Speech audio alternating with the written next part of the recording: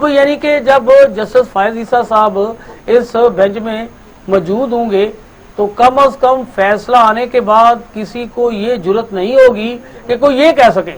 ہاں ہر جو معزز جج ہے اس کو اختلاف رائے کا حق حاصل ہے کہ وہ بینچ کے اندر بھی اختلاف کر سکتا ہے.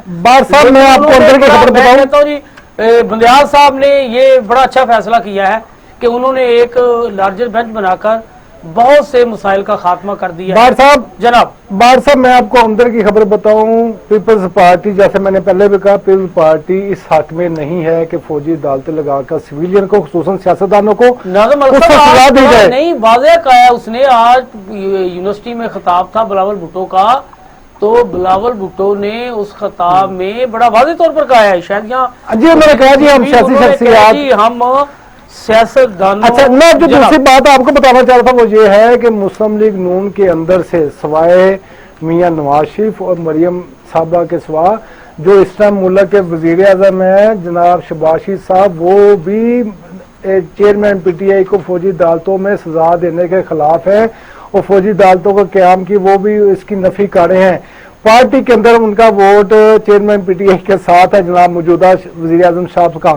مسلم لیگ نون اس پہ واضح دو حصوں میں بٹی ہوئی ہے اور شاید اس ہیئرنگ میں آپ دیکھیے گا کہ مسلم لیگ نون بھی اس کا حصہ بن جائے, پیپلز پارٹی بھی اس سماعت کا حصہ بن جائے اور وہ بھی اپنا موقف پیش کریں کہ ان کا کیا موقف ہے. میں یہاں کہوں گا کہ جو میاں نواز شریف صاحب چاہ رہے ہیں کہ اس ملک میں آئین اور قانون سے ہٹ کر ان کے حق میں فیصلے دیے جائیں, یہ ان کو شروع سے لت پڑی ہوئی ہے. اور میں آپ کو یہ بھی ساتھ ساتھ بتاتا چلوں کہ جس طرح اس حکومت نے آئین اور قانون کی اور عدلیہ کے فیصلوں کی توثیق کی ہے, ان کو جھٹلایا ہے, تذلیل کی ہے ججز حضرات کی, اس کی مثال پاکستانی تاریخ میں پہلے نہیں ملتی. پاکستان کے آئین میں ہے کہ 90 دن کے اندر الیکشن کرانے ہیں. ناظر ملک صاحب میں آپ کی بات کو آگے بڑھاتا چلوں کہ اب دیکھیں جو بات ہے یہ کہ کم از کم اب پاکستان کے عوام لوگ سمجھتے بڑی بیوقوف ہے. ناظر ملک صاحب پاکستان کی عوام بیوقوف نہیں ہے, پاکستان کی عوام بہت سمجھدار ہو چکی ہے. کیسے؟ آپ اس بات سے اندازہ لگا سکتے ہیں کہ جناب مخلوط حکومت کے قیام کے بعد مخلوط حکومت نے اپنی عوام سے وعدے کیے کہ جناب وہ صورتحال کے پیش نظر حالات ٹھیک کر دیں گے, مہنگائی کا خاتمہ کر دیں گے.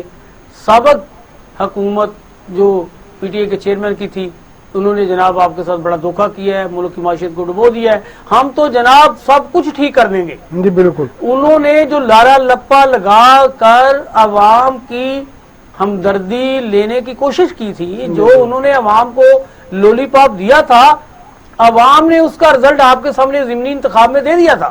میں آپ کو یہاں یہ بتاتا چلوں, میں وہ بات کرتا ہوں کہ اب نہ کوئی بھی یہ تو کہہ رہے ہیں نا, آپ اگر سردار لطیف کھوسا دیکھیں وہ لوگ ہیں جنہوں نے ساری عمر سیاست میں گزاری ہے, جن کا اوڑھنا بچھوڑنا سیاست ہے. میں آپ کو بتاتا ہوں وہ بھی کہتے ہیں آج چیئرمین پی ٹی آئی کو ان کا میسج ہے مختلف گروپوں میں چل رہا ہے کہ خان صاحب آپ آج ان کی طرح نہ ہو جانا جس طرح انہوں نے حالات سے سمجھوتا کر لیا تھا. اس کا مقصد یہ ہے کہ آپ اپنے نظریے پر قائم رہیں. کہنے کا مقصد یہ ہے کہ ساری عوام کو پتا ہے کہاں کیا ہو رہا ہے, لوگوں کے ساتھ کیا ہو رہا ہے. دیکھیں ہماری عوام نے بڑی کھل کر فوج کی حمایت کی ہے, پاک فوج زندہ باد کے نعرے بھی لگائے ہیں, لیکن سانحہ 9 مئی کی آڑ میں جو کچھ عدالتوں کے ساتھ کیا جا رہا ہے, جو کچھ لوگوں کے ساتھ کیا جا رہا ہے, پی ٹی آئی کا صفایا کرنے کے لیے جس طرح جناب لوگوں کی گرفتاریاں عمل میں لائی گئی ہیں, ناظر ملک صاحب لوگ بیوقوف نہیں ہیں. یہ آپ کو اس دن پتہ چل جائے گا جس دن جناب پولنگ سٹیشن پر آپ دیکھیں گے رزلٹ آئے گا. آج بھی اب کیا ہے, مریم نواز کہتی ہیں کہ جی پنجاب صرف ہمارا ہے, زرداری صاحب کو یہاں سے نکالیں, پنجاب میں ہم حکومت ہماری بنے گی. میاں نواز شریف مدبر سیاستدان ہے, وہ سمجھتے ہیں حالات کو, اسے پتہ ہے کہ ہم پاکستان پیپلز پارٹی سے علیحدگی اختیار کریں گے تو پنجاب بھی ہمارے ہاتھ سے نکل جائے گا.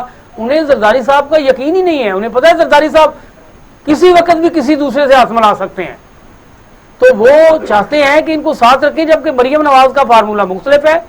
مریم نواز چاہتی ہے جی پنجاب میں صرف ہم کھیلیں, اور دونوں کو مریم نواز, میاں نواز شریف اور پاکستان پیپلز پارٹی کو اگر کوئی خطرہ ہے تو آج بھی پی ٹی آئی کے ووٹ بینک کا ہے. PTI کا वोट बैंक आज भी नाज़िम आप क्या समझते हैं मुतासर हुआ है? नहीं जी बिल्कुल। आप इस्तेकाम पाकिस्तान पार्टी ले लें, इतने बड़े कद काट वाले इलेक्टेबल लोग आए हैं, तो किसी को यकीन नहीं है कि वो सीट निकाल पाएंगे। आप देखें कि अलीम खान जैसा बंदा अपने हल्के से जनाब हार गया। महमूद रशीद के जनाब दमाद था, क्या उसका माफी चाहता हूँ, बेनोई है उसका, सारा है उसका, कौन था वो उनका दमाद है जी, उस्मान अकरम जो था, हाँ अकरम उस्मान, उसने उसको हरा दिया। बड़े बड़े कदावर लोग जनाब सारे जमीन बोस हो गए थे। साहब मैं यहाँ पर आपको बताऊंगा कि जो ये हुकूमत कह रही है ना कि हम आएंगे और चलेंगे और ये करेंगे वो करेंगे, इंसान अपने 100 तरह के अपने बनाता है मंसूबे, लेकिन एक मंसूबा ऊपर अल्लाह की तरफ से भी बनता है। नहीं, सारे मंसूबों का कारसाज है ही अल्लाह ताला, वही मंसूबा कामयाब होता है जिस मंसूबे अच्छा, में मैं अल्लाह बता की रहा रज़ा था, शामिल हो। मैं आपको बता रहा था कि शेल जो एक इंटरनेशनल कंपनी है वो यहाँ से अपना बिजनेस 77% अपने शेयर सेल करके बाहर जा रही है। सुजुकी कंपनी बंद हो गई है। इन पर IMF ने 1 साल हो गया, इनको कोई पैसा नहीं दिया, ना वो इनको देना चाहते हैं। और IMF ने जो नई शर्त रखी हम अपने नाज़रीन के लिए इसमें एक इजाफा करेंगे आज उनकी नॉलेज में। IMF ने कहा है जी आप अपने मुल्क में सियासी इस्तेकाम लाएं, सियासी इस्तेकाम के साथ तमाम लोगों को सियासत में इलेक्शन में हिस्सा लेने का मौका मिलना चाहिए बराबर का, और इलेक्शन शफाफ हो, किसी के साथ इंतकामी कार्रवाई इलेक्शन के दौरान निगरान हुकूमत के दौरान ना हो, ये उसका पहला मेन है। और लेकिन आप जहां पर देखें कि यहाँ पर जो मल्टीनेशनल कंपनियां मुल्क छोड़ के जा रही हैं, इनके साथ को डील करने के लिए तैयार नहीं। लेकिन एक पाक फौज ने एक बहुत इनिशिएटिव लिया है, उन्होंने स्पेशल इन्वेस्टमेंट फैसिलिटेशन काउंसिल बनाई है ब्रूनी सरमायाकारों को पाकिस्तान लाने और वन विंडो के जरिए उनके सारे मामला हल करने के लिए। अल्लाह करे कि ये कामयाब हो, ब्रूनी सरमायाकारी पाकिस्तान में आए, ताकि हमारे जो 200-300 लोग जाके बच्चे जहाज़ों में, वरानों में और समुद्र में डूब रहे हैं, वो डूबने से बचें, यहाँ पर रोजगार के मौके पैदा हो। मैं इसके साथ ये भी कहूँगा कि स्टेट बैंक ने आज एक रिपोर्ट जारी किया है, यूनुस बार साहब, उसने कहा जी रवां साल में 82% 82% ब्रूनी सरमायाकारी कम हुई है। ये स्टेट बैंक का कहना है 1 साल में इस हुकूमत के दौरान। तो इनसे क्या निकालना है?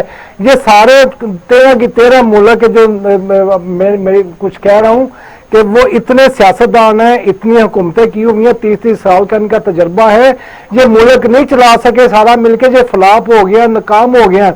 अब अगर ये किसी तरीके से दोबारा इक़्तिदार में आएंगे तो खुदा हाफ़िज़ इस मुल्क का हम कहां से, इनके साथ कोई डील करने को तैयार नहीं, इनके साथ कोई काम करने को तैयार नहीं, इनके लिए कोई इन्वेस्टमेंट देने को तैयार नहीं है। तो सबको सोचना चाहिए कि मुल्क में शफाफ इलेक्शन हो और जिसकी जीत हो उसको इक़्तिदार दिया जाए, ताकि IMF और दूसरे जो कानूनी इदारे हैं वो खुलकर एक अवामी नुमाइंदा हुकूमत के साथ काम कर सके। नाज़िम मलिक साहब, जिस तरह आप कह रहे हैं कि अवामी हुकूमत के साथ जो भी है काम कर सके, ये मैं आपको बता दूं ये बड़ा अच्छा इनिशिएटिव है जो आप बता रहे हैं। मैं नहीं, हर एक कहेगा जो भी पाकिस्तानी है मुआशी बहाली के मलिक साहब का सुन ले। मैं आपकी तरफ आता हूँ, यानी कि इन्होंने कहा जी ये CPEC से भी बड़ा मनसूबा है। क्या है जी? इन्होंने कहा हुकूमत ने पाकिस्तान की मुआशी बहाली के लिए जो इन्होंने इजलास किया है कि गैर मुल्की सरमायाकारी की फरोग के लिए जो है ये कहते हैं काम होगा। इसमें पाक फौज ने भी अपनी यकीनदानी कराई है कि हमारी ये मुकम्मल महत हासिल होगी। अल्लाह करे ऐसा ही हो। नाज़िम मलिक साहब, पाकिस्तान में सरमायादार तो उस वक्त आएंगे, आप देखें चाइना की बहुत सी इंडस्ट्री पहले यहाँ बंद पड़ी हैं, वो कैसे यहाँ अपनी मजीद इंडस्ट्री लगाएगा? ये बाहर के लोग, जब तक पाकिस्तान में सियासी इस्तेकामत नहीं आएगी, जब तक यहाँ कोई जमहूरी हुकूमत का क़याम अमल में नहीं लाया जाएगा, ये पाकिस्तान में पकड़ दकड़ जो मर्जी कहते रहे, इंसानी हकूक़ की खिलाफ वर्जियां नहीं है।